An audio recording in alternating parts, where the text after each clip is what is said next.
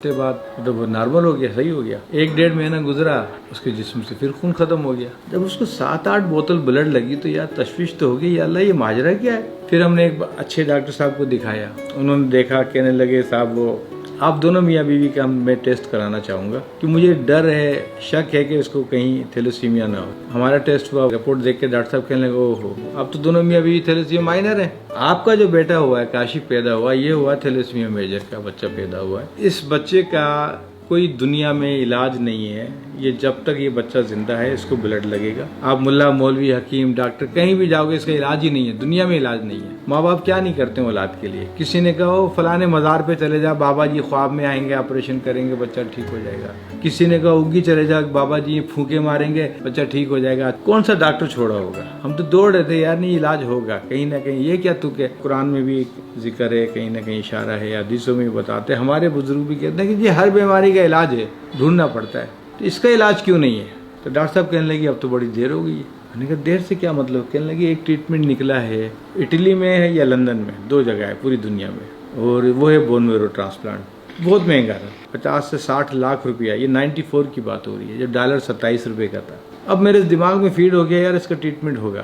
میں نے لندن میں رابطہ کیا، اٹلی میں رابطہ کیا، پتہ چلا کہ صاحب لندن میں تقریباً 90 لاکھ کا خرچہ تھا اور اٹلی میں یہ 70 لاکھ کا خرچہ تھا۔ معین اختر اللہ جنت نصیب کرے، اس نے 1.5 سال میرے ساتھ بھاگا ہے 90 لاکھ جمع کرنے کے لیے، ادھر پروگرام ادھر پروگرام، کیا نہیں کیا ہوگا۔ پھر میں نے 1.5 سال بعد میں کاشف کو لے جانے میں کامیاب ہو گیا۔ جب میں اٹلی پہنچا سارے ٹیسٹ ویسٹ ہوئے، سارے 15-20 دن کے بعد ڈاکٹروں نے کہا ٹرانسپلانٹ نہیں کریں گے، پاکستان لے جاؤ۔ 16 سال میں اس کو بلڈ لگا، مسلسل بلڈ لگا۔ تو بلڈ کے ساتھ میں بیماریاں بھی آتی ہیں۔ آئرن آتا تھا، 2 بوتل بلڈ لگ گیا کاشف کا، بوتل ختم ہو گئی 15 دن کے بعد۔ باڈی میں آئرن رہ گیا جو بلڈ کے ساتھ آیا تھا، بلڈ نے ضرورت پوری کر دی، بلڈ پھر 2 بوتل لگ گیا، پھر اس کا آئرن جمع ہو گیا، پھر 2 بوتل، تو آئرن اس کا ڈپازٹ ہوتا رہا، اس کو نکلنے کا راستہ نہیں ملا، بلڈ چڑھتا رہا، اتنا جمع ہو گیا کہ آپ کے میرے باڈی میں آئرن قدرتی 40 سے 160 نینو گرام ایک لمٹ ہے۔ کاشف کے جسم میں 160 کے بجائے 7700 آئرن تھا۔ ان کا ٹرانسپلانٹ کریں گے مر جائے گا یہ، آئرن نکالو۔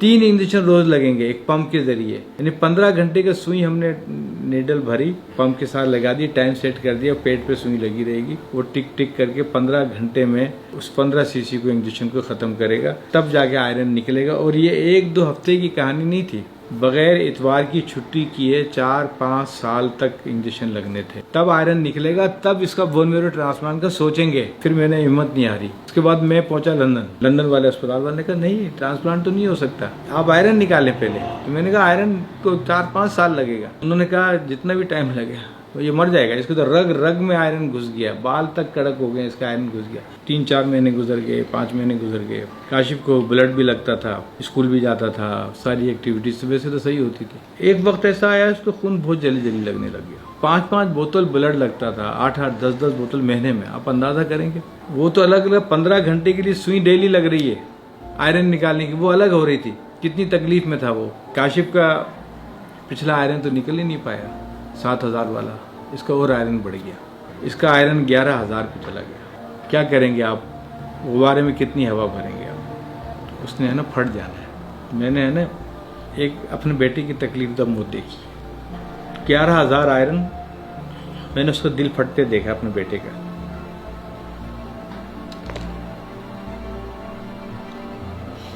اس کو میں نے آنکھ ناک سے خون کی دھار نکلتے دیکھی، جو اس کی تکلیف دہ موت تھی، میں شاید اس کو قبر تک نہ بھول پاؤں، اس وقت کو نہیں بھول پاتا، کیونکہ وقت رک گیا میرے لیے، تو ہر چیز رک گئی۔ ہم نے 2 عہد کیے اس کی قبر پہ، اللہ مجھے اتنی زندگی دے کہ میں اتنا کام کروں کہ لوگ مجھ سے پوچھے آپ کو کیا چاہیے، میں لوگوں سے نہ کہوں کہ مجھے دے، کبھی کسی سے نہیں مانگوں گا، مر جاؤں گا نہیں مانگوں گا، بس میں کام کچھ کرنا چاہتا ہوں، اللہ میری خود مدد کرے گا، یہ میرا پکا عقیدہ تھا۔ اللہ رب العزت بس مجھے اتنی زندگی دے کہ میں پاکستان جا کے کچھ کروں۔ پھر میں نے یہاں آ کے اپنی ڈیوٹی جوائن کی اسٹیل مل میں۔ پھر میں سوچا یار یہ کتنے لوگ مائنر کے ہیں جو آپس میں شادیاں کرتے ہیں، ایسے بچے پیدا کرتے ہیں۔ میں نے 200 سیمپل لیے بلڈ کے، پنجابی، پٹھان، سندھی، بلوچ، سب سے زیادہ مائنر کے لوگ بلوچوں میں تھے۔ कज़न मैरिजेस बहुत करते हैं बलोच लोग आपस में। 15-16% माइनर, अच्छी बात नहीं है, लम्हा फिक्र है हमारे लिए। दूसरे नंबर पर पठान फैमिलीज आ रही थी, 14-15% पठानों में कबीलों में शादियां करते, माइनर के लोग इतने। पाकिस्तान की 20-22 करोड़ की आबादी में से 6-7% भी रख रहे हैं आप, तो आपके 2 करोड़ लोग माइनर हैं इस वक्त। वो कौन है 2 करोड़ लोग? टेस्ट से पता के बगैर पता ही नहीं चलेगा। थैलेसीमिया माइनर मैं हूँ, मैं 45 बोतल ब्लड दे चुका हूँ, मैंने मर्ज को नहीं बढ़ाया, ये मेडिसिन नहीं लेता हूँ, इसका मतलब मैं ठीक हूँ माइनर। वाइफ मेरी कज़न है, फूफीजाद है, ये जीन मेरे वाइफ तक भी गए, वो भी माइनर।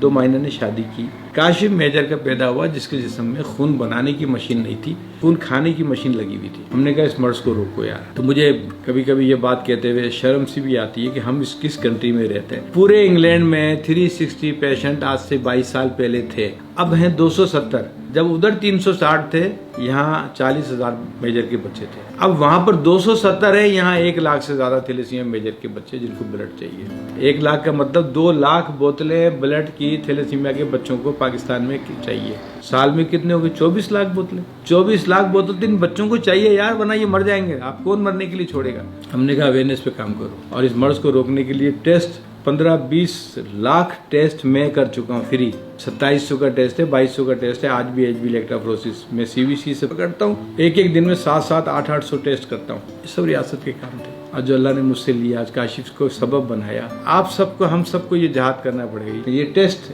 एक टेस्ट 56 सेकंड में रिजल्ट आता है।